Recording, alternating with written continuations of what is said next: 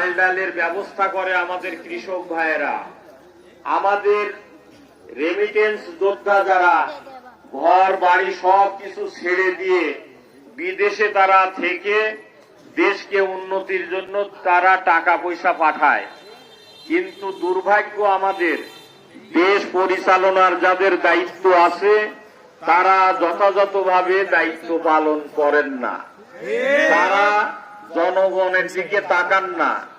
জনগণ এত কষ্ট করে ফসল ফলায়, মাটির নিচের খনির সম্পদ আহরণ করে, মাছ সম্পদ আহরণ করে। আপনার রেমিটেন্স যোদ্ধারা বিদেশে গিয়ে নিজের ঘর বাড়ি সংসার ছেলে মেয়ে ত্যাগ করে তারা দেশে টাকা পাঠায়। সেই টাকা আমাদের দেশ যারা পরিচালনা করছে তারা বিদেশে লুটপাট করে পাঠিয়ে দেয়। এই হচ্ছে অবস্থা ছিল। শুধু কি তাই, আপনারা দেখেছেন যে আমাদের দেশের শুধু টাকা না, আমাদের ব্যাংকে দেশের আমানত রেখেছেন, অথচ সেই টাকাও ব্যাংক থেকে লোন নিয়ে ব্যাংকে ফোকলা করে দিয়েছে। আমার কয়েকদিন আগে এক শিল্পপতির সঙ্গে কথা হলো, তিনি বললেন, ভাই আমার টাকা ব্যাংকে রেখেছি, আমি এখন আমার শিল্প কারখানা চলাবো, কিন্তু ব্যাংকে টাকা আনতে গেলাম, বলে টাকা তো নাই, টাকা তো বিদেশে চলে গেছে।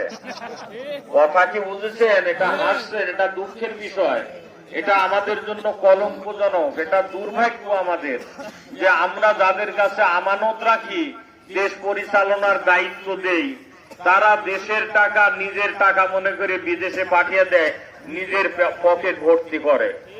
আমি অনেক সময় এই চাঁদবাতেও কথা বললাম, আমি বললাম আপনারা যদি ফজলি আম খেতে চান আর আপনারা তেঁতুল গাছ যদি লাগান, তাহলে কি ওই তেঁতুল গাছ আপনাদেরকে ফজলি আম দিবে? আগামী 12 তারিখ হচ্ছে, আপনি যে ধরনের গাছ লাগাবেন সেই ধরনের ফল পাবেন। এখন যদি আপনি চাঁদাবাজ, দুর্নীতিবাজ, লুটেরা তাদেরকে যদি আবার দেশ পরিচালনার দায়িত্ব দেন, আবার যদি এমপি মন্ত্রী বানান, তাহলে দেশ আগের মতোই থাকবে। এখন আমরা কি সেটা চাই? দেশ পরিবর্তন হোক, এইটা আমরা চাই। আমরা ভালো মানুষকে নির্বাচিত করতে চাই, নাকি বলেন? কে কে ভালো মানুষকে নির্বাচিত করতে চান দেখি? আল্লাহু আকবার, আল্লাহু আকবার, জিন্দাবাদ জিন্দাবাদ, বাংলাদেশ জামাত ইসলামী। আমাদের দেশ পরিবর্তনের জন্য, আমাদের দেশ পরিবর্তনের জন্য আমাদের জোলাই যোদ্ধারা জীবন দিল। ঠিক, আমরা এই স্লোগান দেই, আমরা জীবন দেব তবু জোলাই দেব না। আমরা শাসক হব কিন্তু আমরা সেবক হব, আমরা শাসক হব না। এইটা আমরা চাই, দাঁড়িপাল্লা এইটা চাই। দেশের ইসলামী দলগুলি আজকে ঐক্যবদ্ধ হয়ে গেছে। আমরা আর চাঁদাবাজদের হাতে দেশ পরিচালনার দায়িত্ব দিতে চাই না। আমরা আর দুর্নীতিবাজদের হাতে দেশ পরিচালনার দায়িত্ব দিতে চাই না। আমরা আর খুনি দাগি আসামিদের হাতে দেশ পরিচালনার দায়িত্ব দিতে চাই না। আমাদের লজ্জা লাগে, আমাদের নিজেদেরকে লজ্জায় আমরা মাথা হেট হয়ে যায়।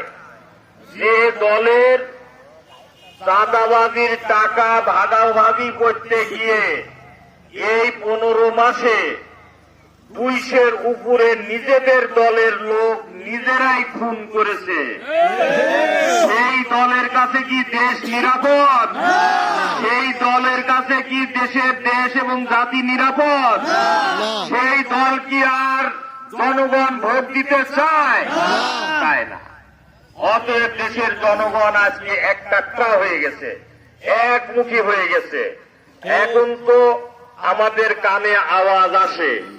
আমি একজন রিকশাওয়ালার সাথে কথা বলি, হ্যালিপরিদের সাথে কথা বলি, আমাদের ওখানে ধানের মিল চাতাল আছে, চাতালের লেবারের সাথে কথা বলি, বাবা দেশের খবর কি গো, তোমরা এবার কি করবে, কি সমাচার?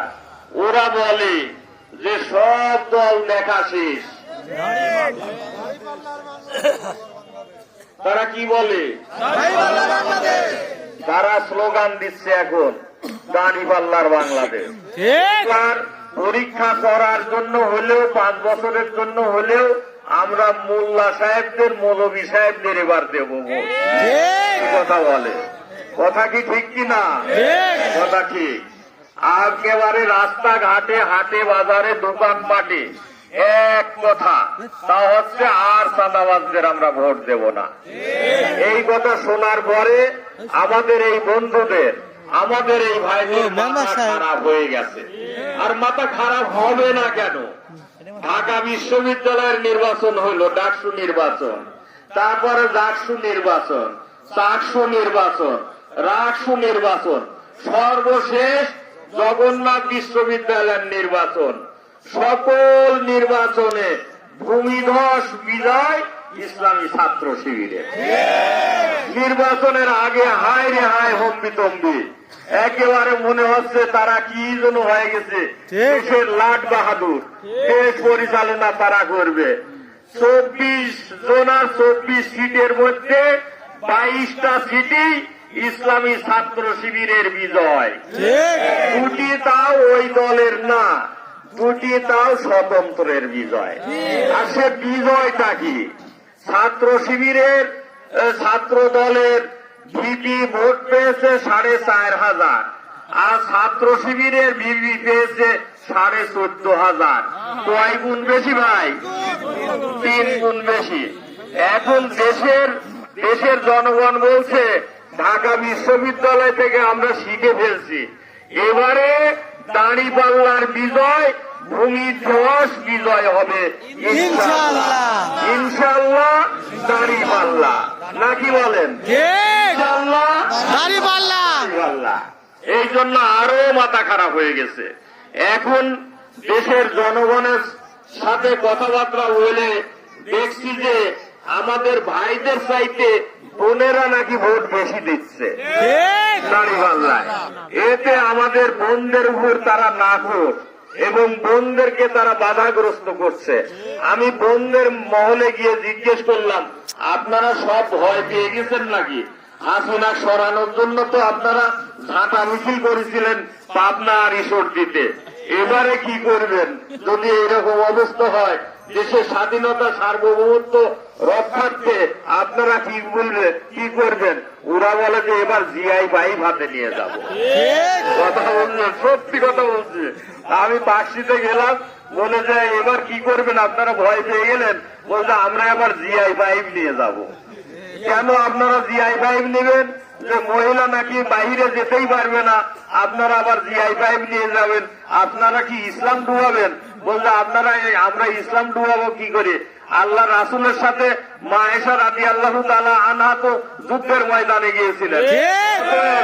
আমরা আমাদের ভাইদের সাথে যুদ্ধের ময়দানে মা আয়েশার মতো আমরাও ভূমিকা রাখবো। এইসব তার না মাথা খারাপ হয়ে যায়, বলেন দেখি। এই জন্য আমাদের ভাইরা এখন বেফাস কথাবার্তা, আবল তাবল কথাবার্তা বলছে। আবল তাবল কথাবার্তা বলে লাভ নেই, না কি বলেন? আগামী 12 তারিখে একদিকে হচ্ছে গণভোট, ভোটকে বিজয় করতে হবে। আমরা আর অন্ধকার যুগে ফিরে যেতে চাই না। আমরা আর ফোন